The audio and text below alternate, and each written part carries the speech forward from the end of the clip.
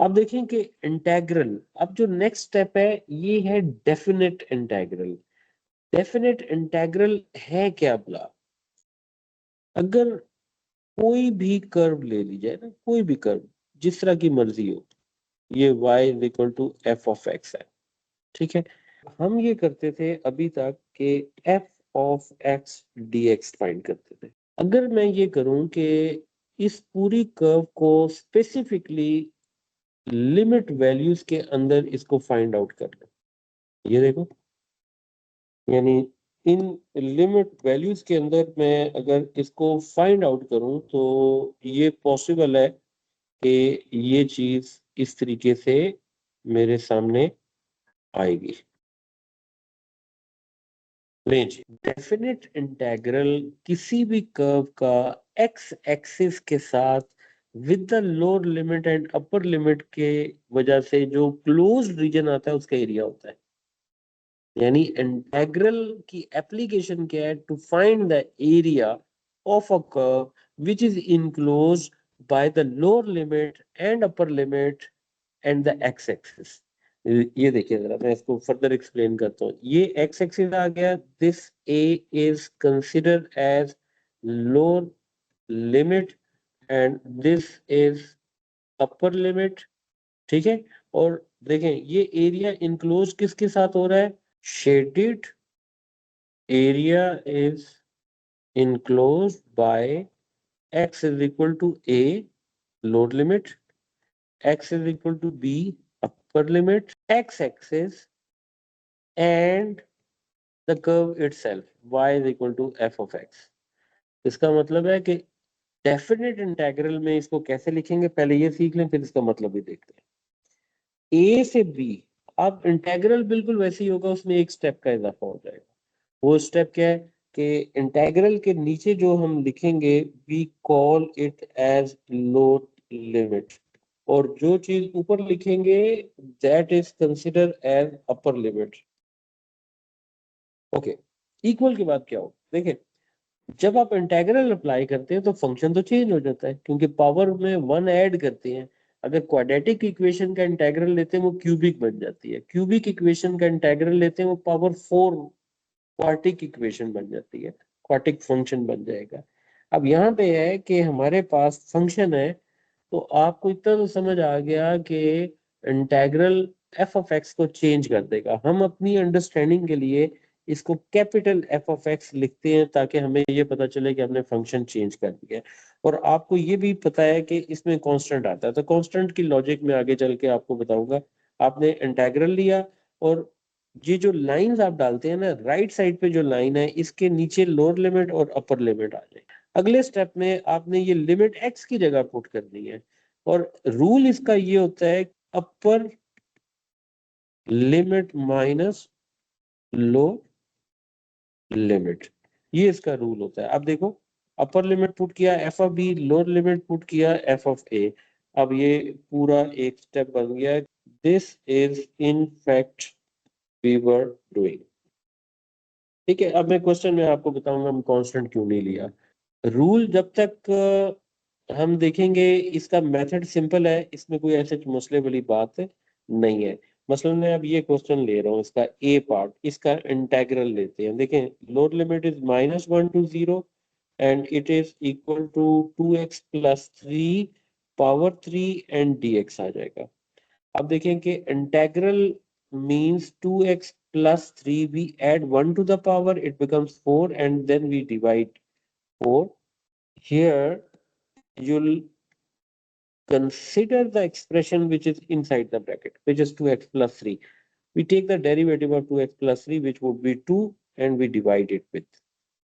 अब देखें कि इंटेग्रल कंप्लीट हो गया है। कंप्लीट होने के बाद फिर ये जो वैल्यू बन रही है, आपने इस तरह की स्ट्रेट लाइंस डालनी है। लोअर लिमिट, नीचे आप लोअर लिमिट डालेंगे, ऊपर अपर लिमिट डालेंगे, और अब इसे नेक्स्ट स्टेप में इसमें वर्किंग करेंगे। अब देखें ये वर्किंग जो होती है ना, इसमें रूल ये बनेगा अपर लिमिट माइनस लोअर लिमिट। ये अंडरस्टैंडिंग के लिए मैं बोलता हूँ, आपको भी समझना चाहिए। तो upper limit does not mean that आपने सिर्फ अपर लिमिट कह दिया तो ये हो जाएगा।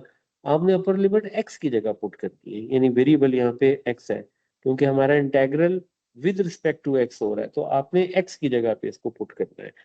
अब देखिए इसमें एक्स की जगह पुट करेंगे ना, तो ये जो कांस्टेंट है इसका कोई रोल नहीं है, तो बेहतर है कि इसको मैं 1/8 करके बाहर लिख दूं और अब मैं लिमिट पुट कर देता हूँ। देखिए 2 × 0 + 3 और इसकी पावर 4, ये अपर लिमिट मैंने एक्सप्रेशन में पुट किया, फिर मैं माइनस डालूंगा।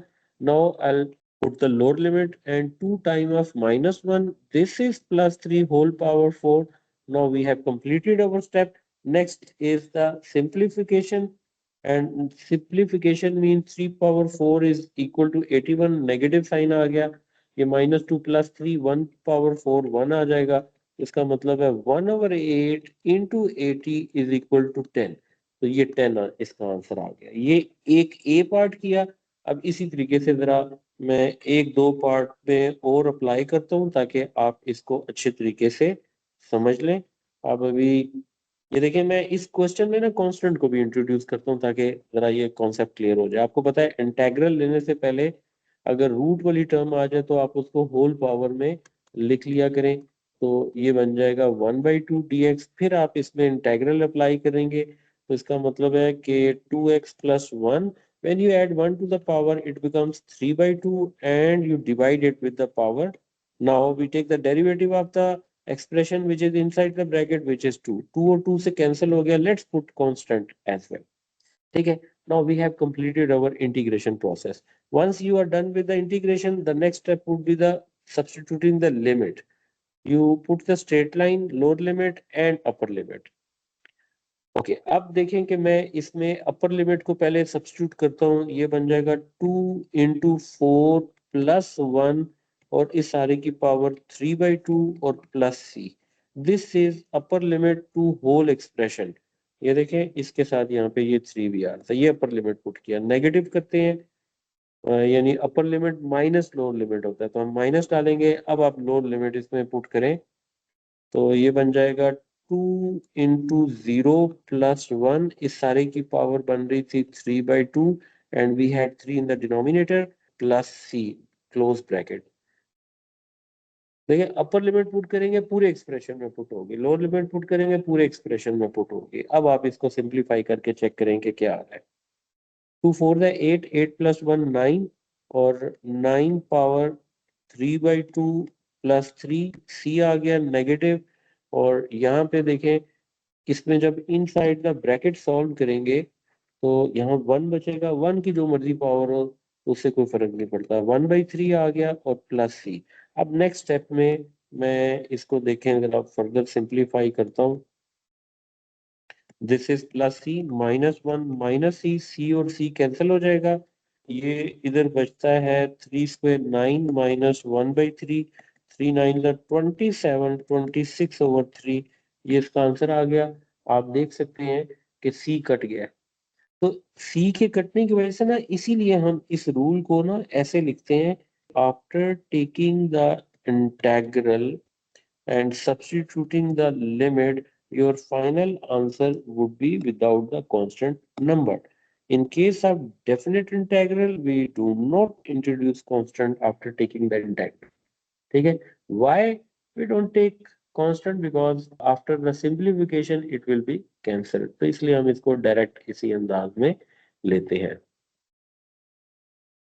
1 से 2 सी पार्ट बन रहा है x - 1 और 3/2 स्क्वायर रूट को अगर खत्म करता हूँ ना, ये बनता है x - 1 + 1 करेंगे तो 5/2 और इसी से डिवाइड करें और डेरिवेटिव ऑफ फंक्शन इज 1। अब यहाँ पे क्योंकि इंटेग्रल कंप्लीट हो गया है, it is better to apply the limit and limit is from 1 to 2। और ये जो कांस्टेंट नंबर होता है इसको आप बाहर ले आया करें, यानी ऊपर लेके जाएंगे तो ये बन जाएगा, और यहाँ पे सिंपल इसी पे लिमिट अप्लाई करें। डिनोमिनेटर से अगर जान बच सकती हो हुआ करे ना तो बचा लिया करें। अब आप इसमें देखें कि 2 - 1, 1 पावर इज 5/2 माइनस, फिर ये 0 आ जाएगा और 0 की पावर ये आ जाएगी, यानी फाइनल आंसर 2/5 का आंसर आ जाएगा। ठीक है जी, लें जी ये चीज आ गई है, मैं आपके साथ ये शेयर कर रहा हूँ।